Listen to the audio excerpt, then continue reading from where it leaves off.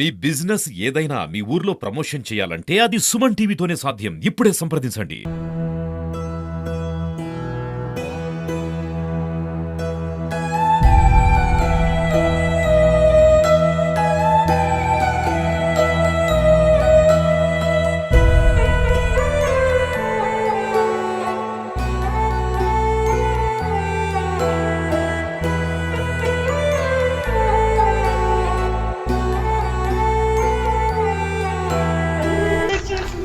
నేను చేసిందో తెలియదు కానీ మళ్ళీ డిలీట్ చేసేసి వీళ్ళిద్దరు ఫోటో పెట్టి అవునా అక్క నిజమేనా వీళ్ళ రిలేషన్ అంటే అవునా ఏమన్నా బయట చెప్పు మెసేజ్ చేసింది 7:30.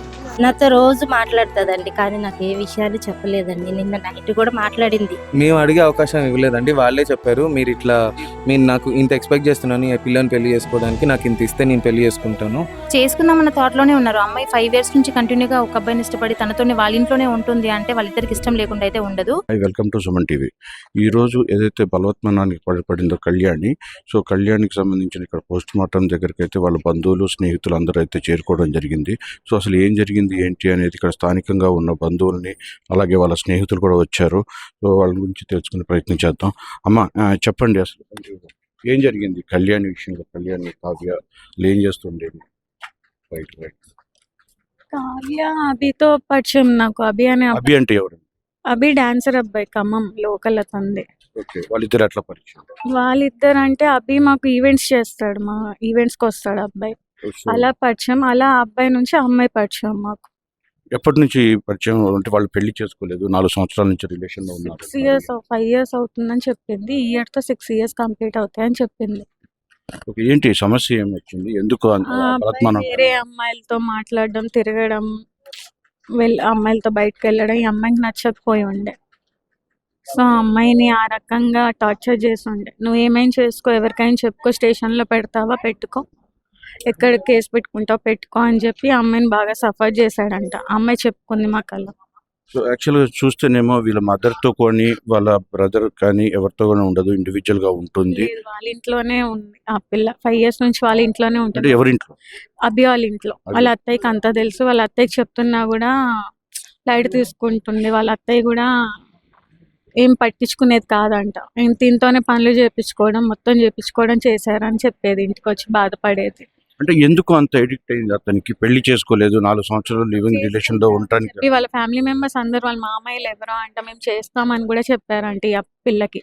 కావ్య అభి వాళ్ళ మామయ్యలు వీళ్ళంతా వాళ్ళ ఫ్యామిలీ మెంబర్స్ అంతా, అభి వాళ్ళ ఫ్యామిలీ మెంబర్స్ అంతా మేము చేస్తాము, నువ్వు జాబ్ చూసుకో, వాడికి డీలో చేస్తాడు ఆ అబ్బాయి, డీలో ఒక పొజిషన్ వచ్చాక మేము చేస్తాము అని చెప్పారంట.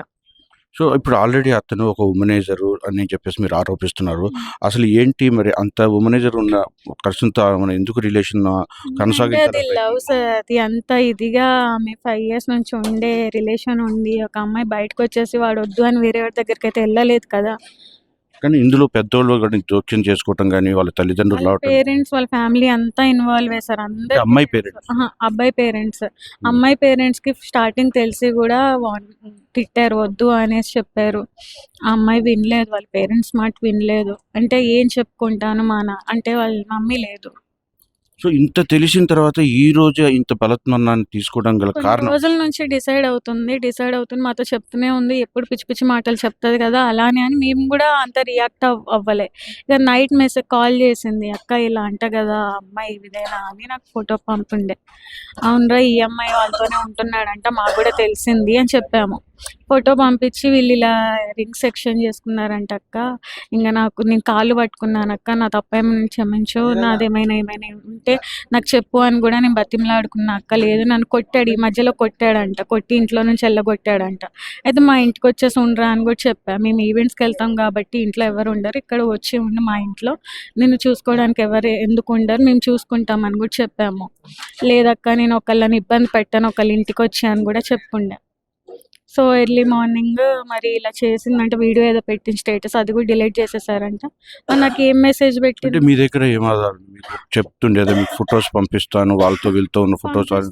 మార్నింగ్ వస్తా అన్నది కూడా అదే. లేదక్క అంటే మీ దగ్గర ఉన్నాయి ఏమైనా ఆధారాలు? మా దగ్గర ఏం లేదు సార్, తన ఫోన్లోనే ఉంది. తన మొత్తం చెప్పింది, ఎక్కడెక్కడ ఏ గ్యాలరీలో ఏముంటాయి అనేసి అన్ని చెప్పింది. మీకెందుకు ఎందుకు చెప్పిందంటే మేము తనకి క్లోజ్ కదా అబ్బాయికి. మేము అబ్బాయికి మీరు అబ్బాయి క్లోజ్ కూడా అంటే close మా ఈవెంట్స్కి వస్తాడు ఆ అబ్బాయి. ఉమ్. మా ఈవెంట్స్కి వస్తాడు కాబట్టి మాకు చాలా క్లోజ్. ఆ అమ్మాయి యాజ్ అ సిస్టర్గా నన్ను చాలా లైక్ చేస్తుంది ఆ అమ్మాయి. అబ్బాయి కూడా అంతే పరిచయం మీకు. డాన్స్ ఫీల్డ్లోనే మా ఈవెంట్స్కి మరి వచ్చాడు. మీరు సలహా ఇవ్వలేదా ఎందుకు ఇలా చాలా ఇచ్చాం, చాలా ఇచ్చి చూసాం కానీ మెంటల్గా ఆ అబ్బాయి మరి ఏం చేశాడో లోపల తెలియదు. కానీ మాకు తెలిసినంత వరకు అయితే ఇవి మాకు చెప్పుకుంది. ఇంకా లోపల ఏం టార్చర్ అయిందో మాకు చెప్పుకోలేదు అది ఇంకా క్లియర్. అంటే బంధువులు ఆరోపిస్తున్నారు ఆవిడకి ఎలాంటి ఆస్తి రాదు, ఈ అబ్బాయితో ఉంటే రాదు అని చెప్పి కూడా అబ్బాయితో ఉంటే కాదు, అబ్బాయి అన్నాడంట. ఇప్పుడు ఇన్ని సంవత్సరాలు లవ్ చేశాడు, ఇంట్లో పెట్టుకున్నాడు. ఇప్పుడు వాళ్ళ డాడీ వాళ్ళతో ఈ మధ్య కాలంలోనే మాట్లాడుతున్నా అమ్మాయి, ఇంత ముందు మాటలు లేవు వాళ్ళకి వీళ్ళకి. అయితే అయ్యేసరికి వాళ్ళ డాడీ దగ్గర ఆస్తి ఉంది, మీ ఇంటికి వెళ్ళి ఆస్తి తీసుకురా, ఆస్తి మొత్తం తీసుకొస్తే అప్పుడు పెళ్లి చేసుకుంటా నేను, లేకపోతే చేసుకోను అని చెప్పాడంట. అప్పుడు లేని ఆస్తి ఇప్పుడు ఎందుకు వచ్చిందిరా, ఇప్పుడు ఎందుకు గుర్తొస్తుందిరా, ఇప్పుడు మీ డాడీ వాళ్ళు మాట్లాడుతున్నారనా, అది మీ డాడీ వాళ్ళకి చెప్పు. మరి అసలు వెళ్ళిపోరా వాడుతున్నావు, ఏంటి నీకు అవసరం, నువ్వు మంచి జాబ్ చేసుకునే పర్సన్వి, వెళ్ళిపోయి చేసుకోవచ్చు. హైదరాబాద్లో మొన్నటిదాకా ఢిల్లీలో చేసుకొని వచ్చింది జాబ్. ఢిల్లీలో చేసినా కూడా అక్కడ ఉండనీయకుండా ఏవేవో మాటలు చెప్పి ఇది చేస్తే వచ్చేసింది అక్కడ నుంచి. తర్వాత హైదరాబాద్లో కూడా ఇంటర్వ్యూస్కి పెట్టింది, సెలెక్ట్ అయింది. వెళ్తా అక్క కొన్ని డేస్ అటు వెళ్ళినా నాకు మూడ్ చేంజ్ అవుతుందేమో అని మేమన్నాం. మాకు గోవా ఈవెంట్, సంగీత్ ఈవెంట్కి వెళ్ళాం, మాతో పాటు రారా, నువ్వు ఇక్కడే ఉంటే ఒక్కదాని ఇలానే అయిపోతాను, మాతో పాటు తీసుకెళ్ళాము. ఇప్పుడు బాగానే ఎవరైతే అమ్మాయిని తీసుకొచ్చాడో ఇంటికి వచ్చాడని చెప్పిందో ఆ అమ్మాయి ఎవరు? ఆ అమ్మాయి కూడా మీతో పాటు సహ డాన్సర్ అని చెప్పేసి చెప్తున్నారు. మాతో పాటు కాదు. ఆ అమ్మాయి వివరాలు మీకు ఏమైనా తెలుసా? ఏ అమ్మాయి? ఆ అమ్మాయి అవును, ఉమ్, మా ఈవెంట్స్కి వచ్చిన అమ్మాయి. ఉమ్, మా మీదే ఎగెనెస్ట్ ఉన్నారు ఇప్పుడు వాళ్ళ అమ్మాయిలు ఇద్దరును. ఉమ్. అయితే వాళ్ళ ఇంట్లోనే వరంగల్లోనే ఉన్నాడు, మొన్నటిదాకా కూడా ఉన్నాడంట. అది మాకు అక్కడ ఆ వాళ్ళ అమ్మాయి పేరేంటి? అమ్ములు. అమ్ములు. ఉమ్. సో ఆ అమ్మాయి మీ ట్రూప్ కాదా? మా ట్రూప్ కాదు, బయట అమ్మాయి. కాకపోతే మేము ఈవెంట్స్కి పిలిచినప్పుడల్లా మా ఈవెంట్స్కి వస్తుంది. మాకు సో ఆవిడ అమ్మాయి కూడా మీతో క్లోజ్ గా ఉండేదా? ఉండేది. మరి ఆవిడకి కూడా మ్యారేజ్ అయిందండి. మ్యారేజ్ అయ్యి భర్త వదిలేశాడు, ఒక బాబు ఉన్నాడు తనకి. ఈవిడికి కూడా గతంలో మ్యారేజ్ అయ్యి డివోర్స్ అయిపోయిన తర్వాత ఈ లివింగ్ రిలేషన్ అనేది ఏర్పడిందని చెప్పేసి లేదు చెప్పుకొస్తున్నారు. లేదు, అదైతే మాకేం చెప్పలేదు. ఓకే. సో ఇప్పుడు ఆ అమ్మాయి క్యారెక్టర్ గురించి అంటే మీరు ఏం చాలా చెప్తారా? మంచి అమ్మాయి సార్, చాలా స్ట్రాంగ్ అమ్మాయి, చాలా మంచి అమ్మాయి. అలాంటి గలీజ్ పనులు చేసే అమ్మాయి కూడా కాదు. ఒక్కడనే నమ్ముకుంది కాబట్టి వాళ్ళ పరిస్థితి వచ్చింది దానికి. సో చెప్పండి, అవతల ఇంకొక డాన్సర్ అమ్ములు అని చెప్తున్నారు. ఆ అమ్ములు మీద మీ ఇస్తున్న ఆరోపణ కానీ వాళ్ళ ఉంటున్న దానికి అంటే కలిసి ఉంటున్నారు, వాళ్ళు కలిసి ఫోటోలు దిగారు, ఆ ఫోటోలన్నీ వీళ్ళ రిలేషన్ తెలుసు వాళ్ళకి, తెలిసి కూడా వాళ్ళు కావాలని ఫోటోలు దిగడం, స్టేటస్లు పెట్టడం, ఈ అమ్మాయిని మానసికంగా ఇది చేశారు వాళ్ళంతా. అమ్మాయిలు కూడా ఇద్దరు అమ్మాయిలు ఉండేవాళ్ళు, అంటే ఇంకొక ఇద్దరు ఉన్నారు. ఇద్దరు అమ్మాయిలు. మరి వాళ్ళు ఎలా అంగీకరించారు? ఈ అబ్బాయి గురించి అంతా తెలుసు, నేనే వాళ్ళకి చెప్తుంటే ఈ అమ్మాయి ఇలా ఏడుస్తుందిరా అభి విషయంలో, మీరైనా చెప్పండి అభికి అని కూడా మేము చెప్పాము. అబ్బాయి క్యారెక్టర్ మంచిది కాదంటున్నారు, వాళ్ళతోనే జరుగుతూ ఉందని అంటున్నారు.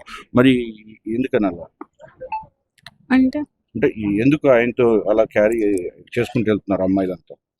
అది తెలియకుండా, ఈ అమ్మాయితో చేస్తున్న ఆ అమ్మాయి తెలియదు, ఆ అమ్మాయితో చేస్తున్నట్టు ఈ అమ్మాయికి తెలియకుండా మేనేజ్ చేసుకుంటా. మరి అవన్నీ మేనేజ్ చేసుకుంటూ అంటే నాకు మీరు ఆరోపించారు అంటే కలిసి ఉన్న ఫొటోస్ అన్ని కూడా వీడియోస్ అవన్నీ మాకు చూపించింది. మేమన్నా ఫస్ట్ ఆఫ్ ఆల్ తీసుకెళ్లి స్టేషన్ లో పెట్టాను. అతను పంపించేవాడు ఆ అమ్మాయికి, కావ్య పంపించేవాడు. ఆ అబ్బాయి ఫోన్లలో ఈ అమ్మాయి తీసుకున్నాక చూసాడంట, నేను వీడియోస్ సరిపోతాయా ఇంకా కావాలా, నేను పంపిస్తా అనేసి కూడా అన్నాడంట. సో ఇప్పుడు ఆవిడ ఫోన్ లో ఉన్నాయండి ఆ వీడియోస్ అన్నీ ఉన్నాయి సార్, వేరే వేరే అమ్మాయిలతో కలిసి దిగిన చాట్ ఫోటోస్. లిస్టులు చాలా ఉన్నాయి, ఒక్కటి రెండు అనగా చాలా ఉన్నాయి.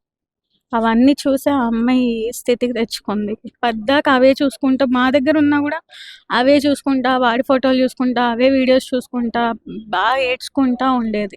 మేము తిట్టేవాళ్ళం కూడా, అవసరమా నీకు అలాంటి వాడు, అవసరమా, వదిలేసే నీ లైఫ్ నువ్వు సెట్ చేసుకో, అప్పుడు వస్తాడేమో నీ దగ్గర. కావ్య వాళ్ళ తల్లిదండ్రులు కానీ వాళ్ళు వెళ్ళి నచ్చజెప్పే ప్రయత్నం, వద్దు అని చెప్పడం కానీ అతనితో, లేకపోతే అతనితో కలిసి ఉంటానంటే కలిసి పెళ్లి చేయించే ప్రయత్నం చెప్పారంట. అమ్మాయి తల్లిదండ్రులు, కావ్య తల్లిదండ్రులు చెప్పారు. కావ్య తల్లిదండ్రులు కాదు, కావ్య తల్లిదండ్రులు ఎందుకు ప్రయత్నించాలి అంటే అసలు ఆ అబ్బాయి వద్దనే చెప్పారు వీళ్ళ పేరెంట్స్, వద్దు అలాంటి వాడు కరెక్ట్ కాదు నీకు అని చెప్పారు.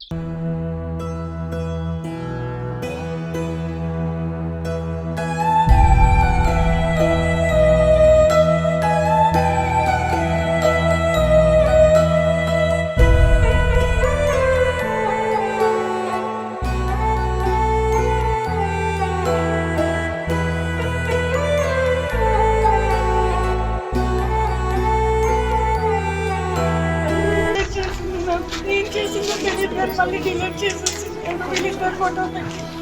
అవునా అక్క నిజమేనా వీళ్ళ రిలేషన్ అంటే అవునా ఏమో బయట చెప్పు మెసేజ్ చేసింది 7:30.